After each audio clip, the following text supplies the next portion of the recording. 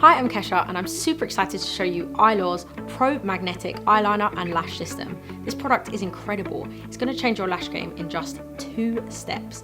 There's no glue required and you can use the lashes up to 15 times.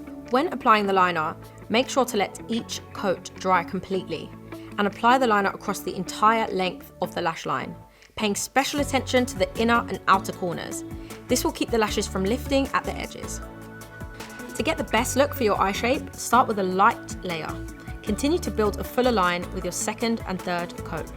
For best magnetism, build the liner to be at least as thick as the lash band. Today I've gone for a more natural look. With ProMagnetic, you can go with any liner look, from natural to dramatic.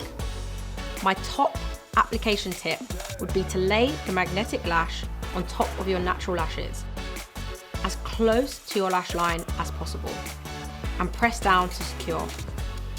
Pay particular attention to the inner and outer corners.